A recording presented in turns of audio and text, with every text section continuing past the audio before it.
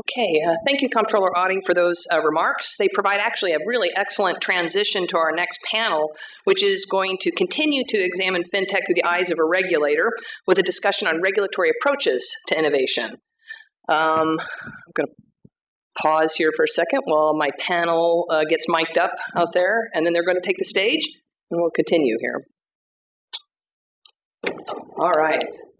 Okay, so to kick things off, I'm going to introduce our chair, Sarah Biller. Sarah is co-founder of the Fintech Sandbox, a Boston-based nonprofit that accelerates the development cycle of fintech startups by providing them free access to high-quality, diverse data sets.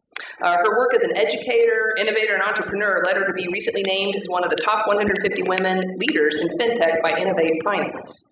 We are pleased that Sarah has agreed to chair this panel of regulators, and I know that she plans to ask them really tough questions. So please join me in welcoming Sarah, who will introduce the rest of the panel. Thank you so much. Thank you. Thank you. Can everybody hear me? I think I'm on. Okay, well, thank you again. It's such a pleasure. I honestly have to say I did not expect to laugh at an FDIC conference. So it is such a pleasure to be in your company today and also be joined on stage by such important and generous individuals, both for their time and their intellect. And we hope this morning, really, I'm going to introduce them in a second, but we really hope to spend about 30 to 40 minutes this morning in dialogue about their important roles in the future of the financial services system and for the consumers who participate in it globally. And then transition to a dialogue about where we're seeing the increase in their own adoption of technology in their own agencies, as well as the new skills and talents. And then we'll transition out of that to a discussion around the future and what it means for all of us in our roles. We really hope you'll come to us with questions as we conclude our dialogue. I think that's what makes these discussions so rich. And it revealed for me just this morning, as the Secretary was speaking, words that I had read in my own preparation for this panel, words that are important to all of us: soundness, security, and resilience. And with that, I'm so pleased to introduce you to Nick Cook from the FCA in the UK, certainly a pioneer in the way that we think about innovation and partnering to the fintech community.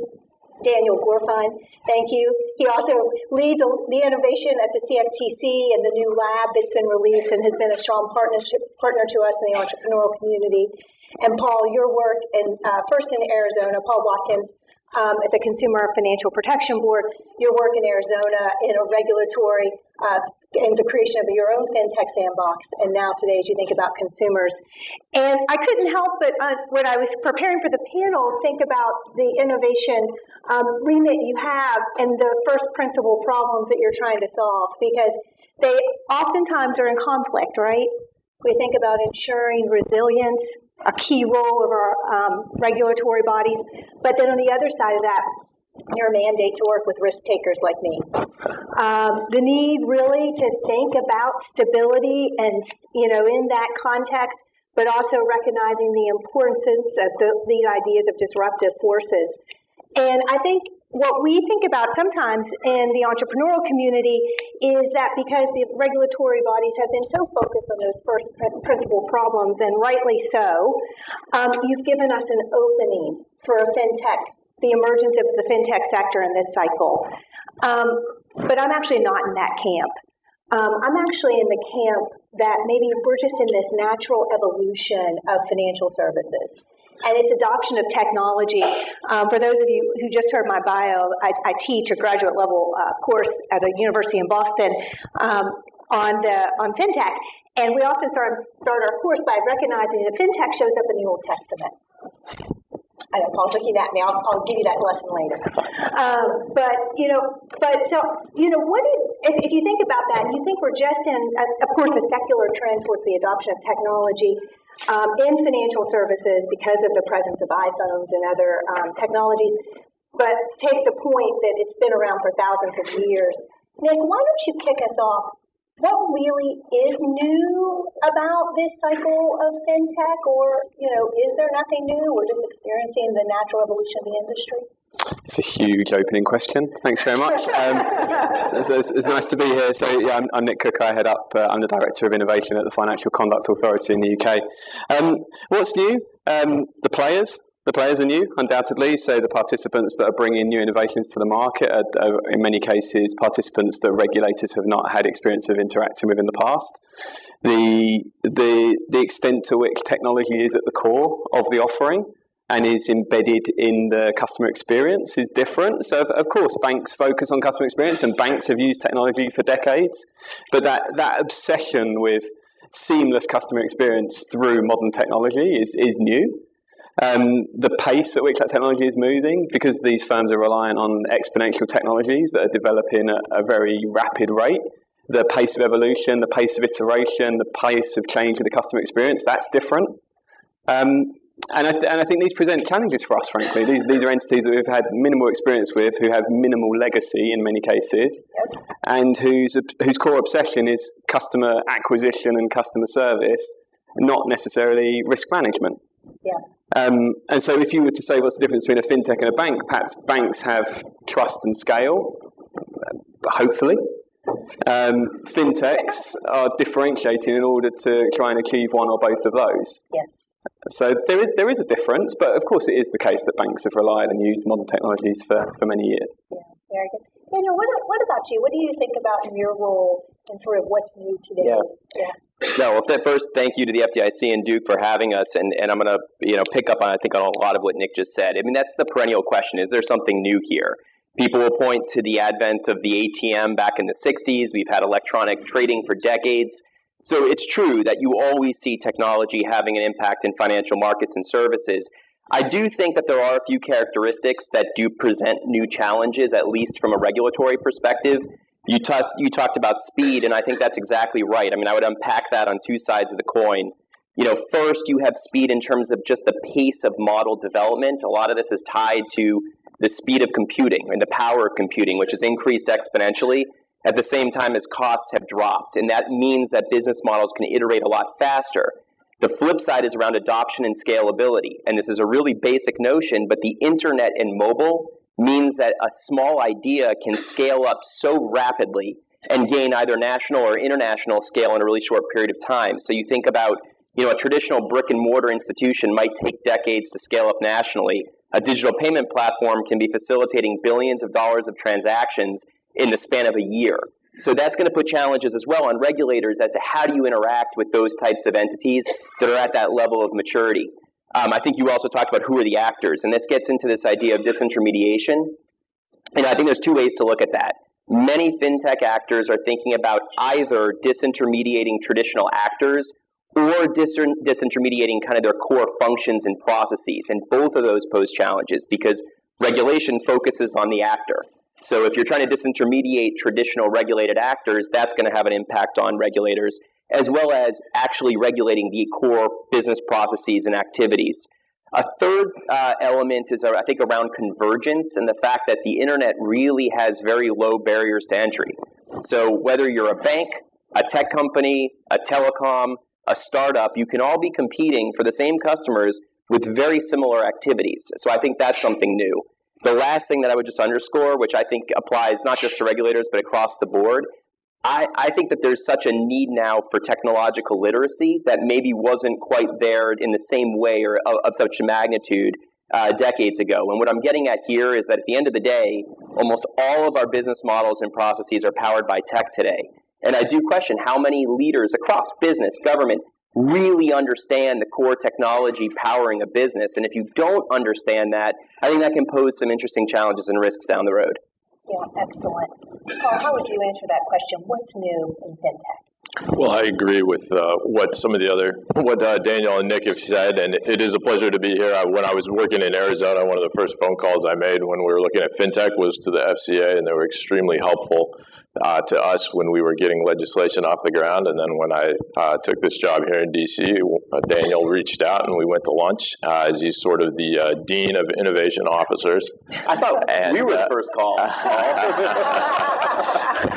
and was very helpful for my current job. So it's just such a pleasure to be on this panel with these folks. We look at innovation through the lens of what's good for the consumer, of how this is driving consumer protection and the consumer experience, and our statute defines what's important to us. The statute lays out the purpose of the Bureau, and those purposes are to ensure that financial markets are fair, transparent, competitive, and that consumers have access to them. So when we're looking at what is new, we're looking at opportunities to deliver those market characteristics to consumers in a way that they have not experienced before. And I know you're going to hear a lot of exciting ideas today. I'll just touch on fairness. What's unfair? What's unfair is when your credit, when your underwriting, when your services are based on your membership in a group instead of on your individualized characteristics on your risk.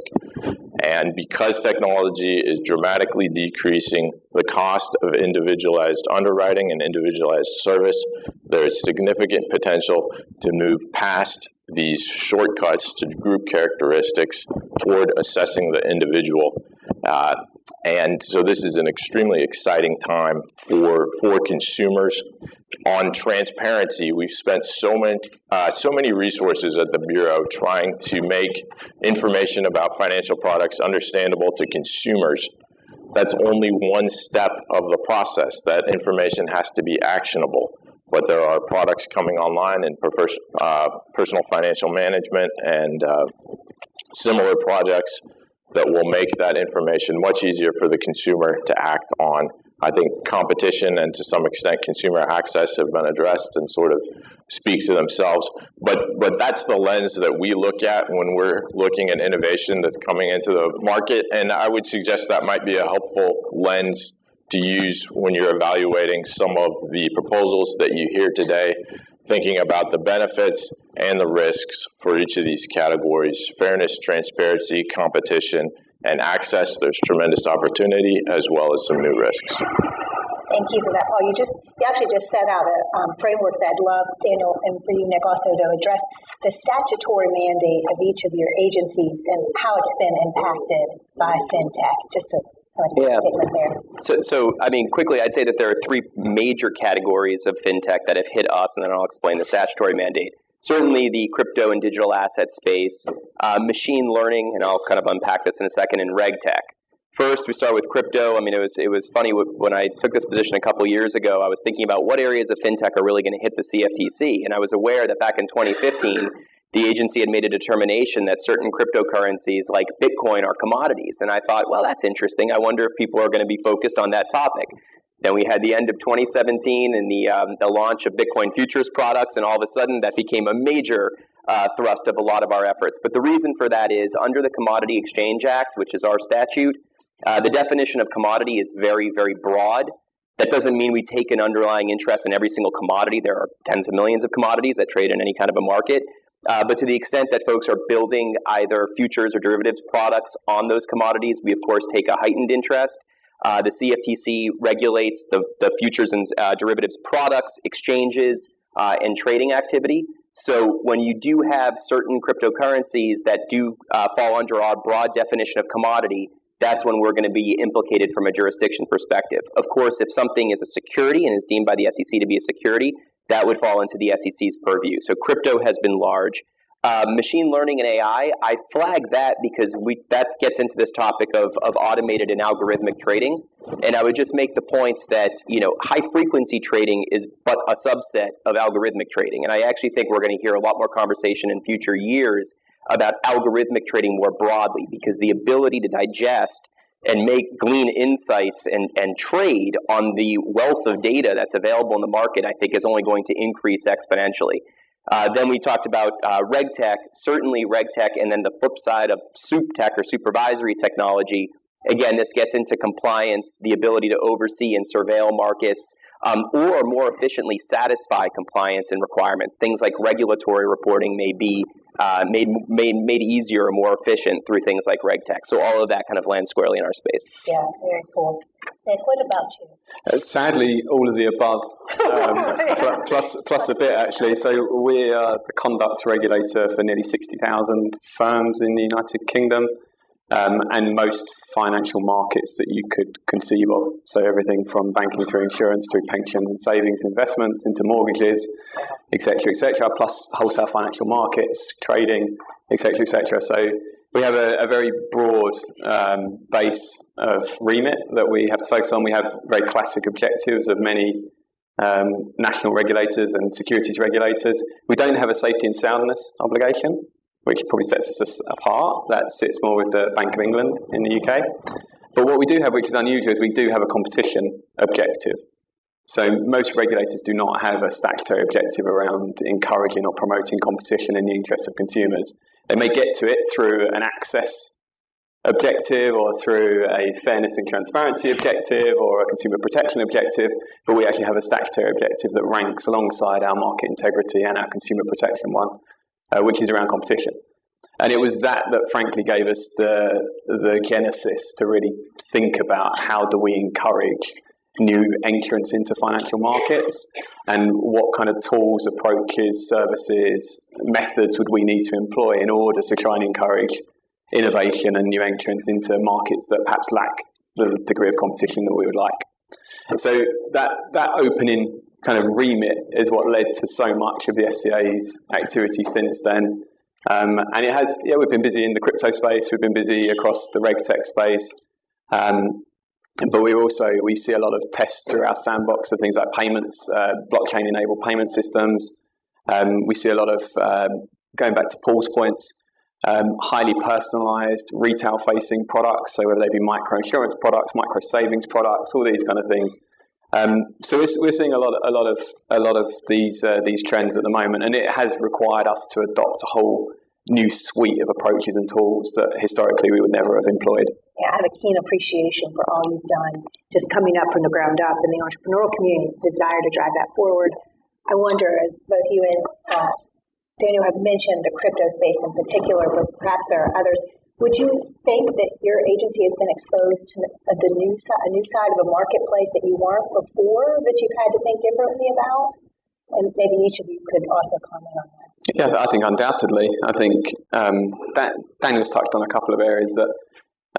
So it has forced us to think anew about AI and machine learning, yes. The ethics of the application of those technologies in financial markets, the impact that may have on exclusion, the impact that may have on risk depooling, all these kind of things. So absolutely it's exposed us to new considerations. Crypto in its broad church has created some interesting challenges and areas for us to focus on, both from the currency side of things, security tokens, the exchange traded tokens. So yeah, that's an area that is new to us as a regulator. But I think just also, as I briefly mentioned earlier, just the nature of the interactions that we have to have in order to keep on the pace and keep up to date with these innovations has changed materially. So previously, our primary interface would be with regulated firms. That's now expanded into interfacing with academia, with consultancies, with other international peers and regulators on a scale that we weren't doing historically. And so, yeah, it definitely has changed and impacts the organisation. I wouldn't say it cuts through us like a stick of rock. I don't know if that is a phrase that carries across. A stick of rock is a sweet that you get in the United Kingdom that has something printed that runs the whole way through it. Okay. I'll think of a better example. It's not ingrained across the organisation's DNA. It may be a better way of putting it. Yes. So going from an innovation unit to an innovative pro-innovation regulator is still a challenge. You know, the first step is to create that hub. Making it a kind of core part of the philosophy and culture of an organisation takes a fair bit more effort and time. Yeah. So it's nice we come to different parts of the world and people talk positively about what we're doing, but we're still at the early part of our journey on this work as well. I have an appreciation for that.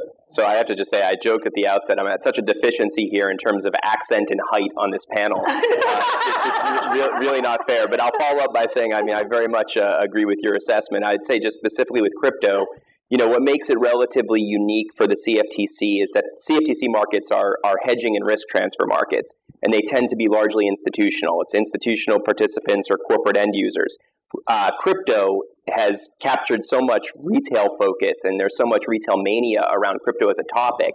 that I think that's taken our agency in a direction that, yes, we've dealt with before in things like precious metals and retail Forex, but not quite the hype that was generated around crypto. So we've had to spend a lot of time also just educating as to jurisdictional questions. Again, we focus on futures and derivatives markets. We don't regulate underlying spot markets or cash markets in crypto. We have some enforcement authority there with fraud and manipulation, but explaining that to the innovation community has been a really important theme for us. The other thing I would just pick up on is, all these technologies that I think we as regulators and through these types of stakeholders are engaging with and learning about, I would just say that there's a real potential benefit for agencies to think about internalizing and incorporating some of these technologies so that we can become more efficient and effective at what we're doing. The pace is rapid. Again, we hear a lot about things like machine learning and RegTech and SoupTech tools, but a lot of that can be applied internally as well and really kind of make us better at what we do as regulators. So that's another big component in terms of opening us up to broader markets.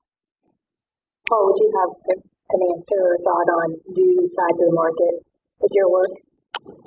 Absolutely. So it's very helpful for us to be able to speak to stakeholders specifically related to, as others have mentioned, machine learning in the underwriting processes, understanding new sources of data, which goes into data security and data privacy. I think something that the FCA highlighted in one of the first reports they did on a retrospective on their Sandbox cohort is the value that innovation offices bring to an agency, because having a program like a Sandbox or some of these similar programs requires an agency to understand technology on the front end before things go wrong. And that's just so crucial for an institution that we're not coming in on the back end after consumers have already been harmed and then saying, okay, what is this market dynamic that has been going on? What sort of feedback and input should we have been providing to the industry as this product was developed? The existence of these regulatory tools allows us to send those sorts of messages into the market on the front end. Well, you just used the word tools, and it makes me think and want to ask about sort of your plans for talent development within your own organizations and your own adoption of tools like machine learning and AI.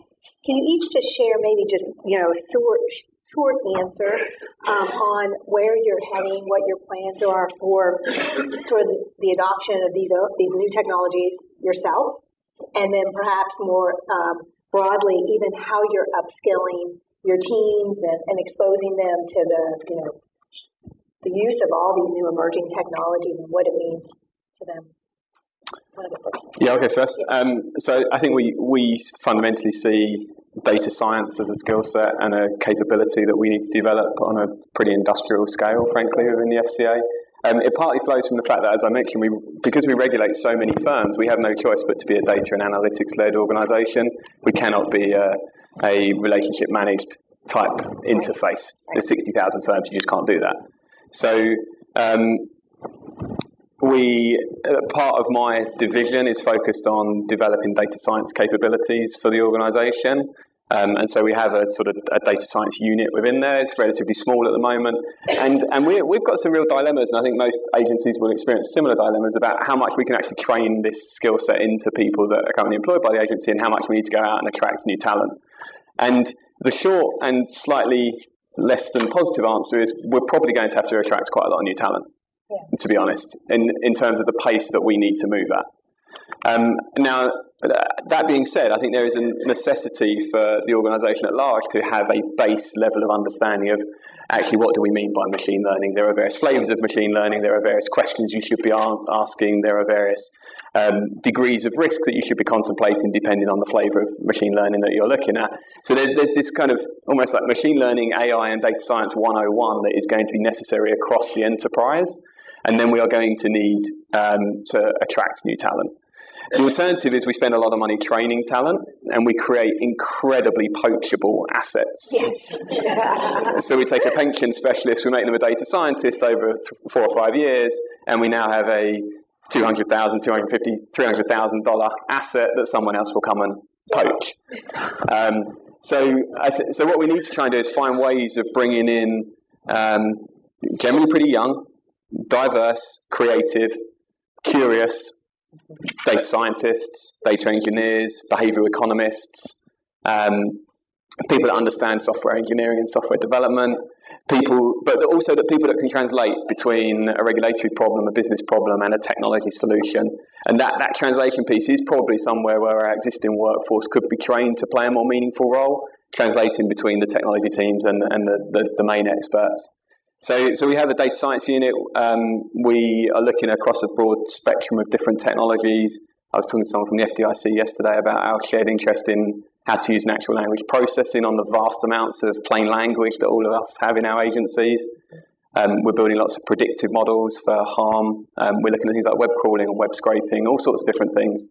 But again, an early stage of our journey, and the kind of area where I think regulatory collaboration will be huge in the years ahead. This is one of the areas where it's probably even easier for us to collaborate and work together than it might be on external market-facing fintech innovation, where our markets are somewhat more disparate. Yeah, I would say so. Chairman Giancarlo gave a speech earlier this year where he titled it, about quantitative regulation, and essentially outlined, a roadmap for how at least our agency is thinking about this transition. And the bottom line is exactly to Nick's point. If you're not already a quant shop or dealing with big data, then you're already obsolete to a certain extent, because that's where the world's moving.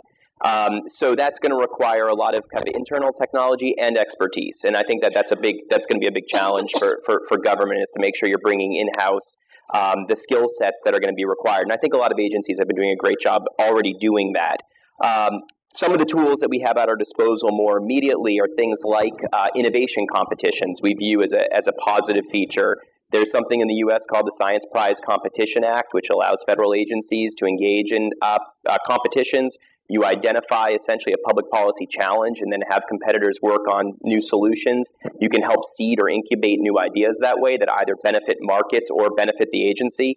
The FCA has been an incredibly helpful resource on this. I had the ability last May to join a tech sprint that Nick was leading on financial crimes. I know many of our peers were there as well for that. And we learned a lot about how they're at least structuring their competitions. CFTC put out last year a request for public feedback on different ideas and how we're thinking about scoping a challenge. We still intend to execute on that this year. Hopefully you'll hear from us sooner than later on a specific topic. The other ideas that I think are really interesting, just to throw out there, and Bank of England, through their Fintech Accelerator, has a very interesting proof of concept and piloting program where they essentially work on very small, discrete projects with innovators to better understand how certain technologies may apply. And honestly, the reason to do this is just better understanding, because understanding, and this was said before, you need to get your hands onto the technology at the front end. Understanding will drive better policy making. It will also drive better technology and procurement strategy at an agency. So I think those are the types of tools that we should be thinking about. Right. So we're looking at building that sort of technical expertise into our supervision teams. We've been using different types of AI and analyzing consumer complaints, and we're looking at different ways to make sure that we're on the cutting edge of the negative trends that are affecting consumers. But completely agree with what Nick said, that as soon as you create somebody with this unique cutting edge expertise on a dynamic area of the market, people recognize that and they come in and they try to hire them away. Can I just add, just a couple of things that so if the solution is yes, you train, yes, you develop, but you have to hire, then the next question is, are you attractive to hire? And that then presents the next set of challenges for regulatory agencies. And I don't want to, I haven't worked in a US agency, so it may be very different here. But there's a challenge that we faced in the UK, which is that the FCA was not the primary home that a tech innovator would assume they would go and find a happy place. So we're nowhere near through this journey yet, but we have to think through, what does the working environment feel like? What is the employee value proposition like? How do we create, how do we overcome things like the governance and the hierarchy structures that exist in regulations to create roles that are dynamic and exciting and progressive, and where people have autonomy and the opportunity to do something meaningful? All these things are really difficult to get right. And one of the things it's making us think about is, what kind of level of turnover are we going to have to get comfortable with? So we're finding actually at the moment we can attract talent. The next question is, can you retain it? Yep. And if you can't retain it, do you put all of your effort into trying to retain someone that doesn't want to be retained, or do you find a way of getting maximum value and then sending out into the world people that have had a couple of years in a regulatory agency out into the wider market or into the technology market? And so if you're going to do that, thinking about how do you get maximum value in, say, an 18 to 24 month period, rather than assuming this is going to be an individual that's an employee for 5 to 7 years, all of these things create different challenges to organisations. Nick, just one observation. You talk about the difficulty of being the destination for some of the best minds. I think it's even more challenging to a certain extent in the U.S. because at least in London, the regulators in London and a lot of your innovation takes place in London. Yeah. We have a lot of our best innovators will either be up in New York or out in California. And so that is, I think, why it's even more important for us to have stakeholders that engage with innovators and actually go to where the innovation communities are. That's been a big part of our effort in terms of external engagement, is actually doing office hours on the road. I know the OCC has been doing that for a while as well, and that's really valuable because you're not telling people, innovators, if you want to talk to the government, you got to come to Washington. That's going to be overly burdensome and costly for many. So that kind of puts a priority on that external engagement, making sure we're actually communicating with folks where they are. I find the breadth of your vision, Nick, is interesting because there is this phenomenon, of course, where we'll meet with an institution and lo and behold, the person coming in charge of compliance will previously worked with the CFPB or the OCC.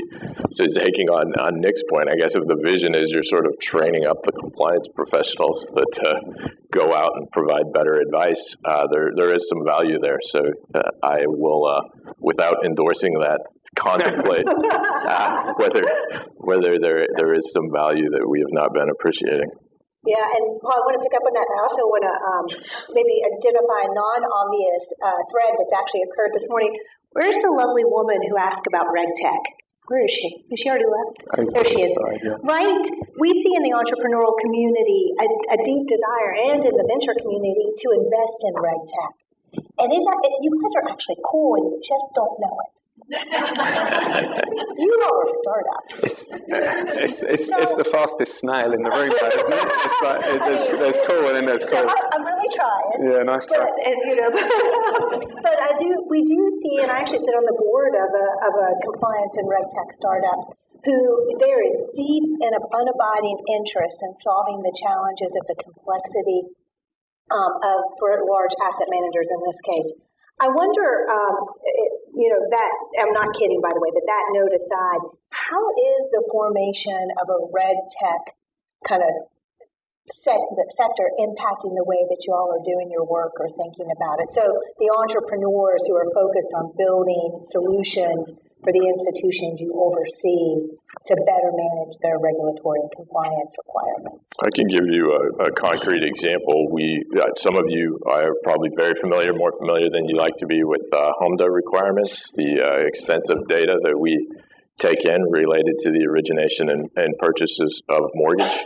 And we used to absorb this information in a variety of different ways. Sometimes we get an electronic file, but sometimes we get a fax or a large document in the mail, and then we'd have to try to figure out how to compile this. And this was a frustrating process for us, for the Fed previously, and I think for the institutions. So we developed an open source API, and at this point we're aware of at least some vendors who have used that open source code as incorporated that into the product that they're selling to the folks who are attempting to be compliant. And when you talk to our tech team, they will say that open source is a key principle of the type of structures that they would like to create in the future for that reason, because it can facilitate this type of progress. And so this is something that we can think about very seriously in relationship to any future information gathering that we might do by rule, how to make this efficient and available to the regulated community. I think it's completely changed how we see things, to be honest. So the RegTech community, without our engagement in the RegTech community, we would. So if I think about some of our key bits of work that we've got going on at the moment, and Daniel's got a shared interest in one of these, one of our earliest hackathons or tech sprints, as we call them, was basically on regulatory reporting. How would you modernise the exchange of data between the industry and regulators? And all the solutions that we had in mind were modest in comparison to where we are now working. Yes. And it was through engagement with the innovators so we have a piece of work called Digital Regulatory Reporting, which is basically looking at, can you write law as code? So can you write regulatory rules as executable code that flows directly into firm systems without any human interpretation or implementation effort? And there's a question over there, so can you finish your statement, and I'm going to come to you. To be honest, we wouldn't have conceived of that. And it may be very obvious to certain people in the room and technology companies, it may be a very obvious end state to aim for. We hadn't even thought about it. And yet, having run a hackathon, an event where we brought a couple of hundred innovators together, that is now a program of work that we're looking to take forward and working with the CFTC and others and sharing kind of experience around that. A lot of the work that my data science unit does, a lot of the technologies we're using, we would not have been aware of had we not had a really engaged period of time spent within the RegTech community. We wouldn't be looking at web scraping.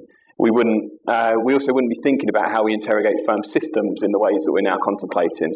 So actually, there's kind of a double edge to this. Firstly, there is massive opportunity for us modernising ourselves through these technologies. Secondly, the expectations that we now have on the industry that we supervise are going up quite quickly.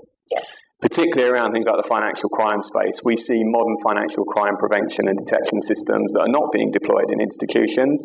It will not be that long before regulators start to say, why? We know these technologies are cheap in comparison to the past. Yep. We know that these are more effective. Why are you, large institution, maybe this doesn't cut across smaller institutions, but why are you, large institutions, not leveraging these new technologies?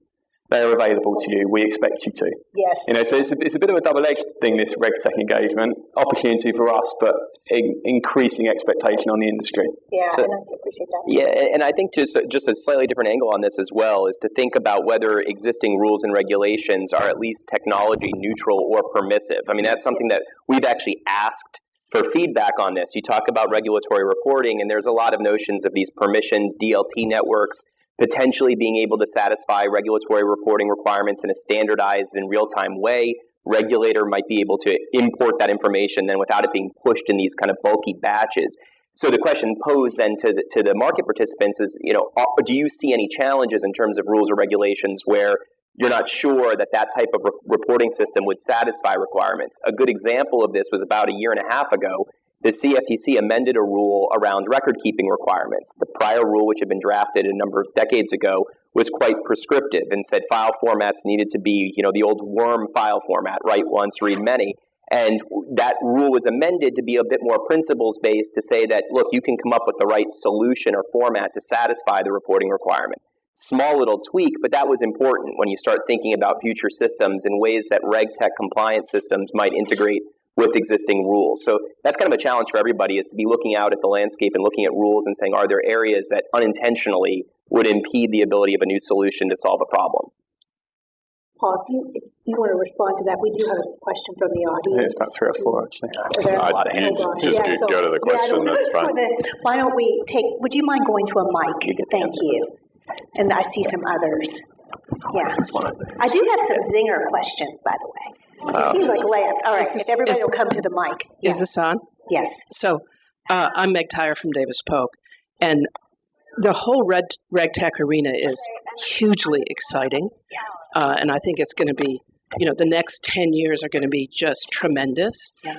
One thing that I've seen, and I just want to call a stop, look, listen on, is there's not enough interaction between the legal staff at the agencies and the supervisors and the technologists. And so, when you have reporting, that's a great place to go to code.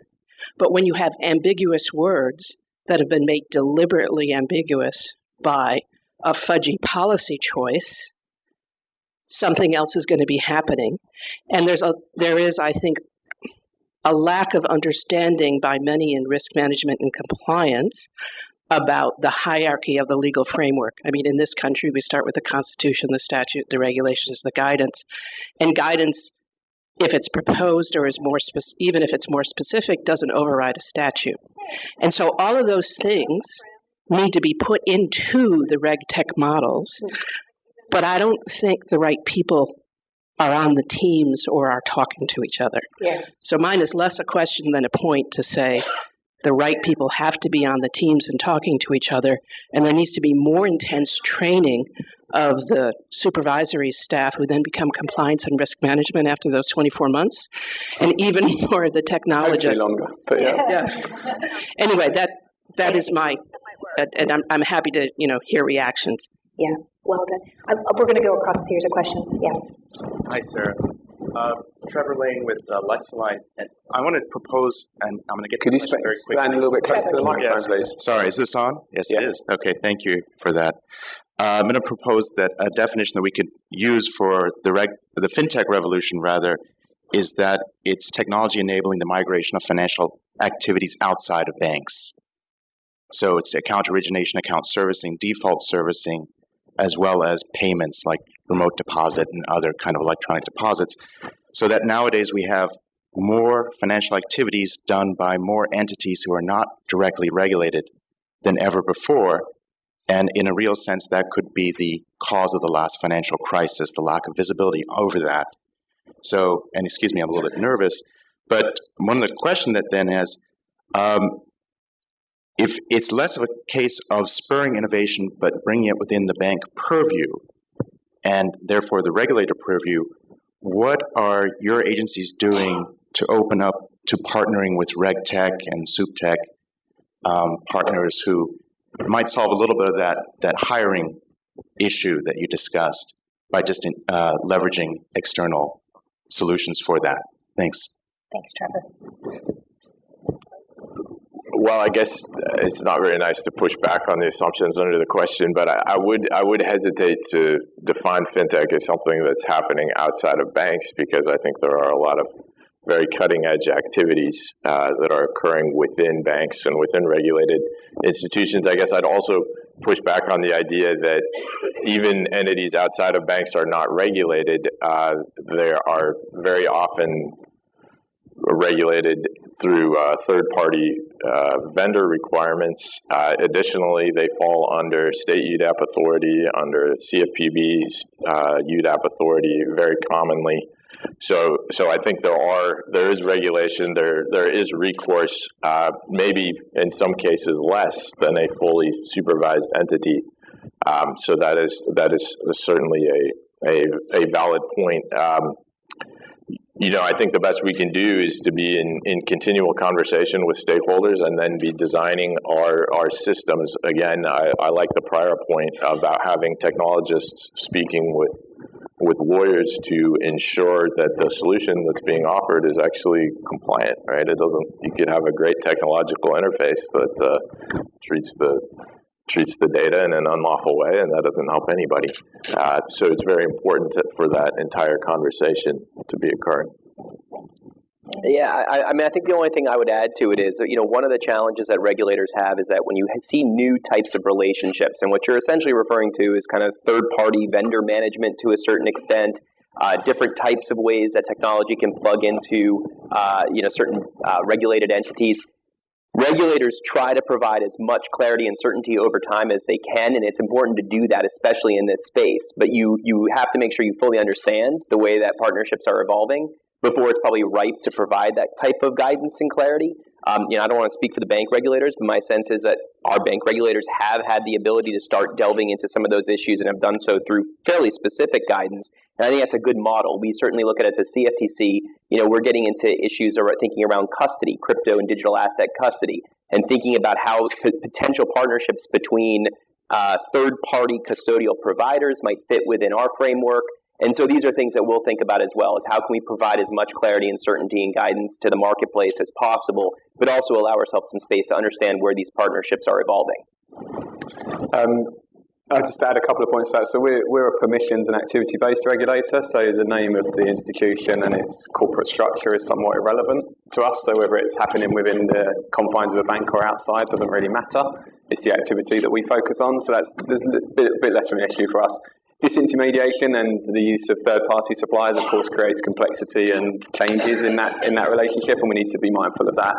You asked about what are we doing to partner with RegTech firms.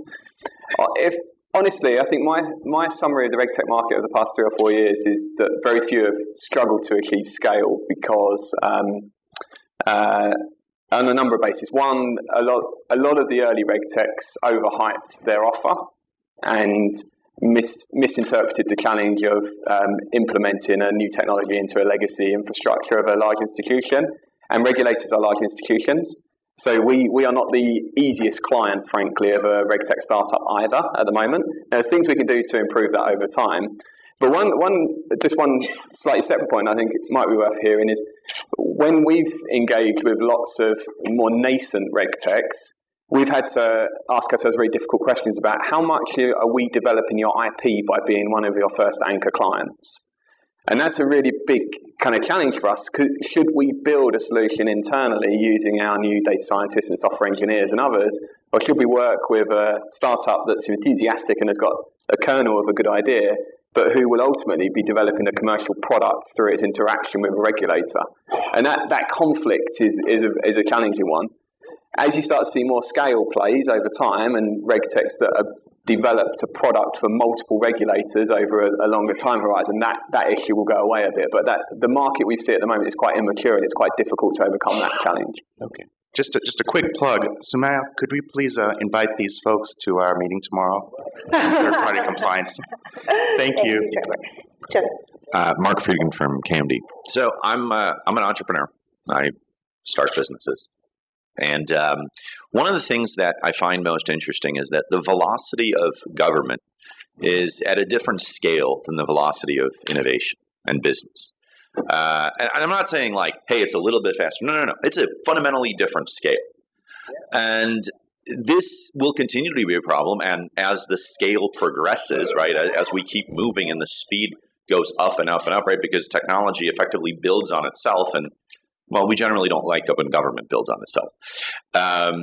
How do you address that, right? How do you engage at a different velocity, right? We talk about, we hear about reg tech and you're talking about effectively capture of sort of this regulatory environment by companies for profit, right? So the answer to that is, well, open source, right? And participatory invitation to an open solution to some of this regulatory technology.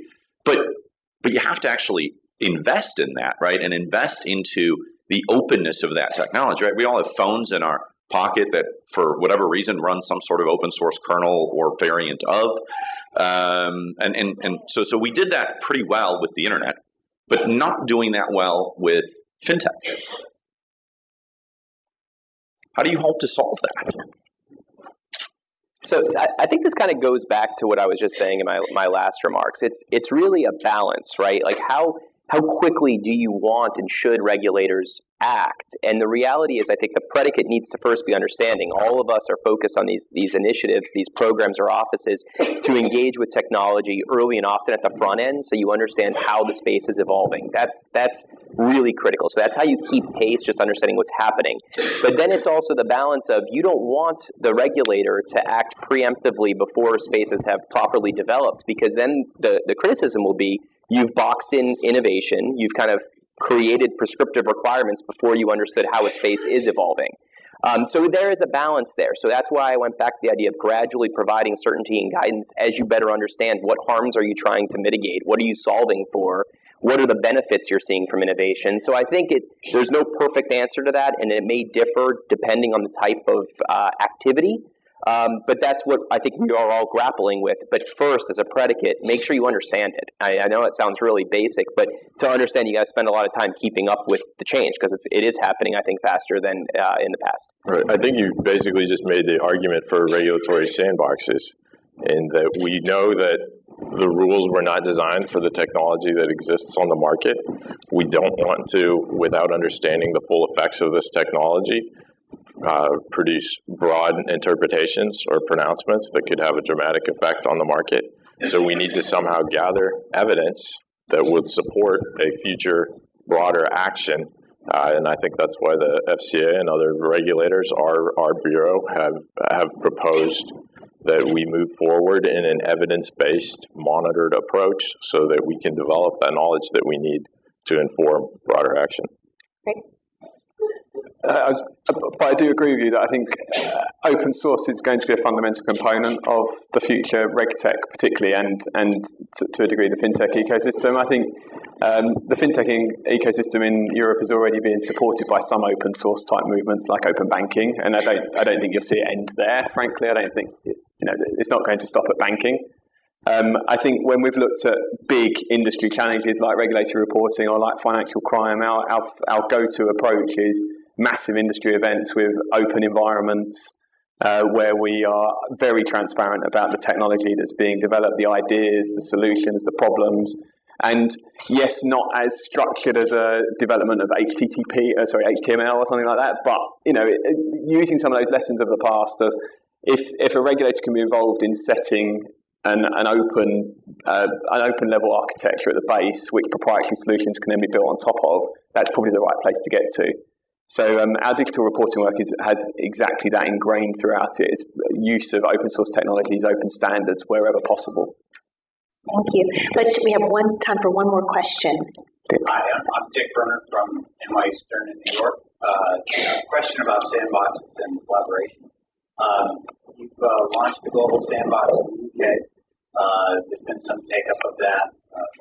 To what extent can we foster more collaboration, more engagement with sandboxes globally? And related to that, what are some of the downside risks No, I don't think I need that. I don't know. What a great way to end this session. Thank you for that question. I don't think I need. Oh, why don't you kidding?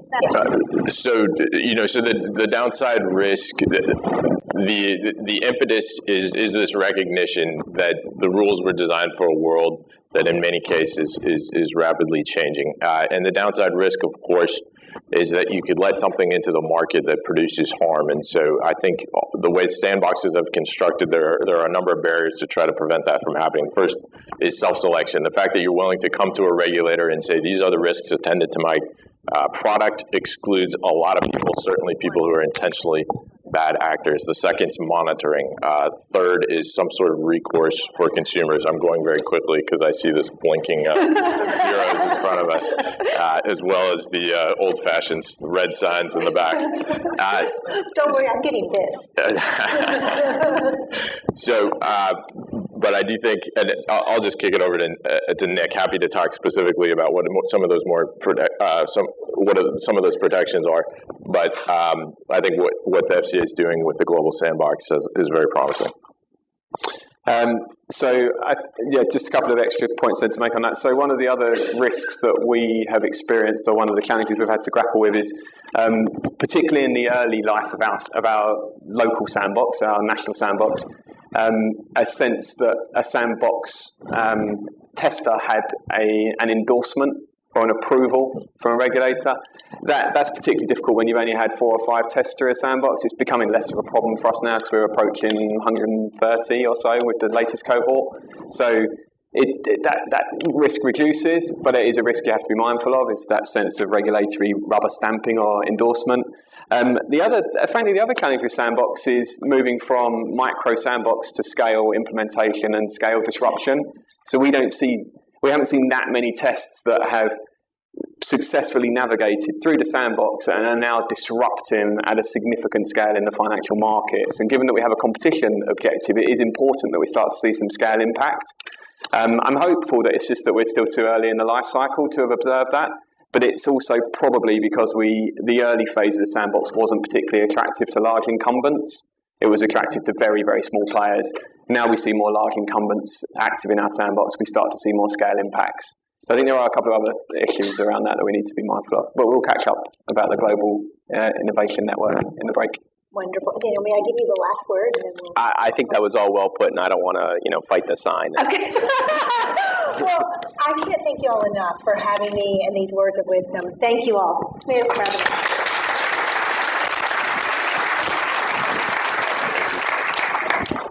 I'm most glad to see that our timekeeping signs are very threatening. It was red. Supremely aggressive. Scared us off. That's what we're going for. Anyway, thanks, Sarah, Nick, Dan, and Paul for that great discussion. We're going to take a 15-minute break now, so I would just ask that you please return to your seats at 10:55. Thank you.